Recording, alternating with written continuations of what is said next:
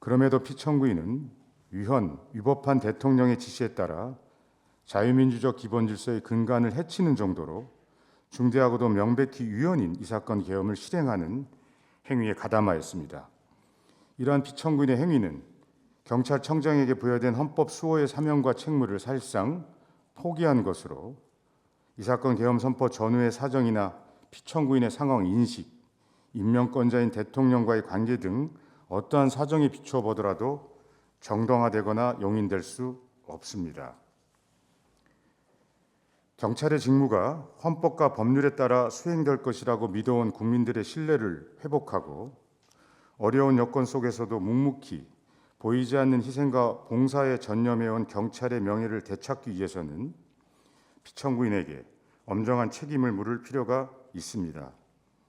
이상과 같은 점을 종합적으로 고려하면 피청구인의 법 위반은 피청구인의 파면을 정당화할 수 있을 정도로 중대합니다.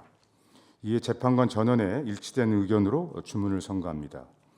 탄핵 사건이므로 선고 시각을 확인하겠습니다. 지금 시각은 오후 2시 13분입니다. 주문을 선고합니다. 주문: 피청구인 경찰청장 조지호를 파면한다.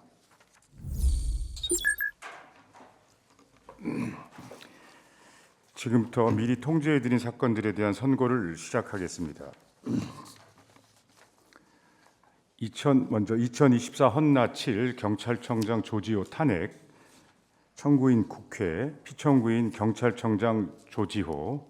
지금부터 2024 헌나 7 경찰청장 조지호 탄핵 심판 사건에 대한 선고를 시작하겠습니다. 먼저 피청구인이 직무집행에 있어 헌법이나 법률을 위반하였는지 여부에 대하여 살펴보겠습니다.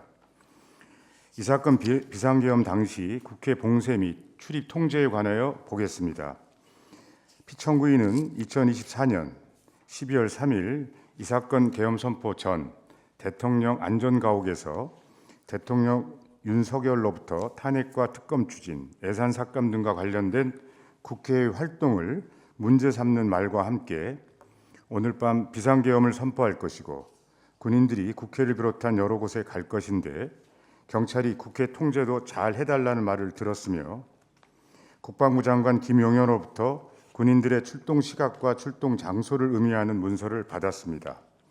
대통령 윤석열이 이 사건 계엄을 선포한 뒤 피청구인은 경찰 300여 명을 국회 출입문을 중심으로 배치하고 국회 출입을 전면 차단하도록 하였습니다. 이 사건 포고령이 발령된 후 피청구인은 이 사건 포고령에 따라 국회의 출입을 재차 전면 통제하라고 하였습니다. 이후 국회 투입 경력이 점차 증원되었고 이로 인해 국회로 모이고 있던 국회의원들 중 일부는 담장을 넘어가야 했거나 아예 들어가지 못했으며 국회 본회의도 지연되었습니다. 피청구인이 이와 같이 국회에 경력을 투입하여 국회 출입문을 봉쇄하고 국회의원들의 국회 출입을 차단하여 국회의 권한 행사를 방해한 행위는 대통령 윤석열의 위헌위법적인 지시를 실행하기 위한 것으로서 국회에 계엄 해제 요구권을 부여한 헌법 제77조 제5항 및 대의민주주의와 권력분리 원칙에 위배되고 국회의원의 심의 표결권 등 헌법상 권한을 침해한 것입니다.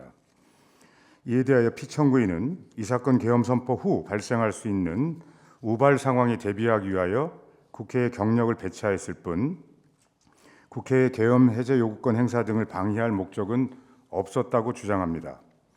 그러나 피청구인은 안전가옥 회동 등을 통해 대통령 윤석열이 국회와의 대립 상황을 타개할 의도로 군을 국회에 투입하려고 한다는 것과 대통령이 피청구인에게 경력 배치를 지시한 목적 역시 군의 국회 진입을 용이하게 하려는 의도임을 알 수 있었습니다.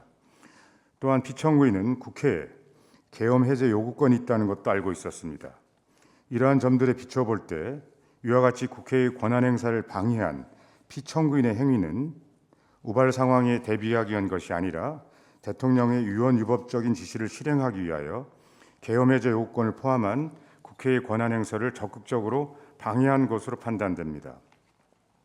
피청구인은 안전가옥 회동 후 공간으로 돌아가 휴식을 취한 점, 국회의원 등에 대한 국군 방첩사령관 여인영의 위치 확인 요청과 윤석열의 체포 지시를 거부한 것, 이 사건 포고령이 발령된 이후에도 국회의원들이 월담하는 것을 막지 않은 것, 이른바 세 차례의 항명을 통해 이 사건 계엄에 가담하지 않았다고 주장합니다.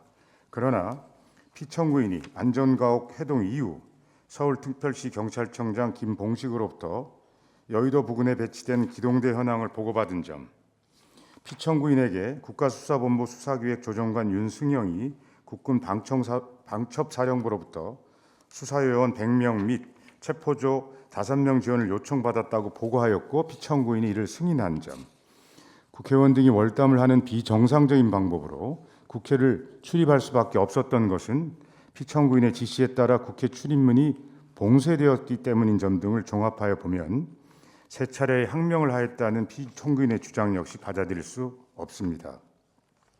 중앙선관위 과천청사 및 수원선거연수원에 대한 경찰 배치에 관하여 보겠습니다. 안전가옥 해동에서 대통령이 거론한 국회와의 대립 상황 등이 헌법의 규정 또는 국가긴급권의 본질상 비상계엄 선포를 정당화할 수 없는 사정임은 분명하였으므로 피청구인은 위헌 위법한 이 사건 계엄에 따라 군이 수사를 위해 선관위에 투입되는 경위에 대하여도 그 적법성을 의심할 만한 상당한 이유가 있었습니다.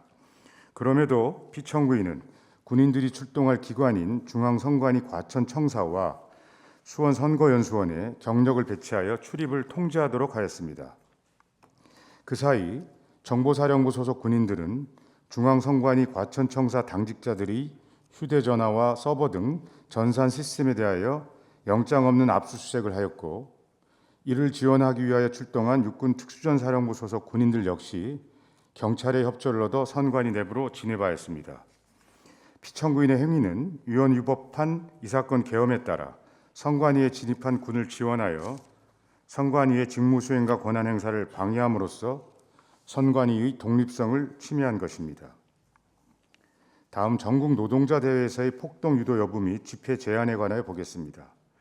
기록에 의하면 2024년 11월 9일 전국 노동자 대회에서 경찰과 집회 참가자들 사이에 물리적 충돌이 있었고 일부 집회 참가자들이 현행범으로 체포되었으며 위 집회에 대한 해산 절차가 진행된 사실은 인정됩니다. 그러나 이러한 인정 사실만으로는 피청구인이 위 집회에 대한 해산 명령 또는 집회 참가자들에 대한 체포에 관여하였다거나 이 사건 계엄의 선포를 정당화할 조건을 만들려는 의도로 무장경찰과 집회 참가자들 간의 충돌을 유도하였다고 인정하기 부족하고 달리 이를 인정할 만한 자료가 없습니다. 이어 피청구인의 행위가 피청구인을 파면할 만큼 중대한 것인지에 관하여 보겠습니다. 우리 헌법 제7조 1항은 공무원을 국민 전체에 대한 봉사자로 규정하고 있고, 경찰법 제5조는 경찰은 그 직무를 수행할 때 헌법과 법률에 따라 국민의 자유와 권리 및 모든 개인이 가지는 불가침의 기본적 인권을 보호하고 국민 전체에 대한 봉사자로서 공정 중립을 지켜야 하며 부여된 권한을 남용하여서는 아니 된다라고 규정하고 있습니다.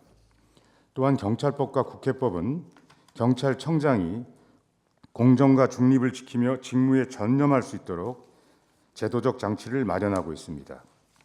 이러한 점에 비춰보면 경찰청장은 단순히 대통령 등의 지시를 그대로 집행하는 지위에 머물러 있는 것이 아니라 자신이 지휘 감독하는 경찰의 직무 수행이 헌법과 법률에 따라 국민의 자유와 권리를 보호하는 방향으로 이루어지도록 함으로써 궁극적으로 경찰이 국민 전체에 대한 봉사자로서 공정과 중립을 지키며 본연의 역할을 수행하고 있다는 점에 대한 국민의 신뢰를 유지하여야 할 권한과 책무를 부담합니다. 그런데 피청구인은 이러한 책무를 외면한 채 이 사건 계엄 선포 및 이 사건 포고령을 통한 대통령의 위헌 위법한 지시에 따라 국회에 경찰을 배치하여 출입을 통제하는 방법으로 국회의 권한 행사를 방해하였고, 이로써 국회의 비상계엄 해제 요구 결의안에 대한 의결이 지연되었습니다. 또한 피청구인은 경찰을 선관위 청사에 배치하여 출입을 통제함으로써 계엄군의 임무 실행을 용이하게 하였습니다. 이러한 피청구인의 행위는 그 자체로서 대의민주주의와 권력분리 원칙을 중대하게 위반한 것이고, 그로 인하여 헌법 질서에 미친 부정적인 영향도 엄중합니다. 피청구인은 이 사건 계엄 당시에는 이 사건 계엄이 위법하다고 볼 만한 근거가 부족하여 대통령의 지시에 따를 수밖에 없었다는 취지로 주장합니다. 그러나 피청구인은 30년 이상 경찰에 근무하며 주요 보직을 역임해온 경찰청장으로서 헌법과 법률이 부여한 경찰의 임무와 한계에 대하여 누구보다도 잘 알고 있는 고위공직자입니다. 이 사건 계엄 선포 당시의 정치적, 사회적 상황이 전시, 사변 또는 적과의 교전 상태에 해당한다고 볼 수 없음은 명백하였고, 대통령 윤석열이 이 사건 계엄 선포의 사유로 든 사유들은 그 자체로 민주주의 원리에 따라 조율되고 해소되어야 할 정치의 영역에 속하는 것으로서 계엄 선포의 사유가 될 수 없었습니다. 이에 국회의원들과 시민들은 이 사건 계엄이 선포되자마자 국회로 모여 저항하였고, 현장에 출동한 군경들도 소극적으로 임무를 수행하였습니다. 이러한 사정들은 평균적인 법 감정을 가진 사회 일반인도 이 사건 계엄의 위헌 위법성을 충분히 인식할 수 있었음을 보여줍니다.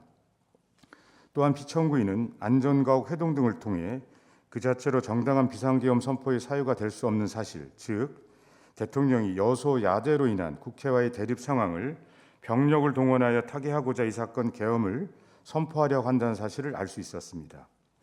따라서 피청구인이 이 사건 계엄의 위헌 위법성을 인식하지 못하였다는 주장은 받아들이기 어렵습니다. 더욱이 피청구인의 이와 같은 주장은 공무원을 국민 전체에 대한 봉사자로 규정한 헌법 제7조 제1항 및 경찰청장에게 헌법과 법률을 준수하고 공정과 중립을 지킬 의무를 부여한 경찰법 제5조의 규정 취지에도 정면으로 배치됩니다. 비상계엄 선포와 같은 국가 긴급권이 실행되면 권력이 하나의 국가기관으로 집중되어 헌법적 가치와 국민의 기본권이 중대하게 침해될 위험이 있습니다. 따라서 헌법 준수 의무를 부담하고 있는 대통령으로서는 헌법과 법률이 정한 비상계엄 선포의 요건과 한계를 준수하여 신중하게 그 권한을 행사해야 합니다. 그러나 이러한 헌법 준수 의무가 오직 대통령에게만 부여된 것은 아닙니다. 경찰청장이 대통령의 지시를 받는 경우 스스로의 지위와 권한에 비추어 자신의 직무 범위 안에서 헌법과 법률에 반하는 지시를 판별하여야 합니다. 그럼에도 피청구인은 위법한 대통령의 지시에 따라 자유민주적 기본 질서의 근간을 해치는 정도로 중대하고도 명백히 위헌인 이 사건 계엄을 실행하는 행위에 가담하였습니다. 이러한 피청구인의 행위는 경찰청장에게 부여된 헌법 수호의 사명과 책무를 사실상 포기한 것으로 이 사건 계엄 선포 전후의 사정이나 피청구인의 상황 인식, 임명권자인 대통령과의 관계 등 어떠한 사정에 비추어 보더라도 정당화되거나 용인될 수 없습니다.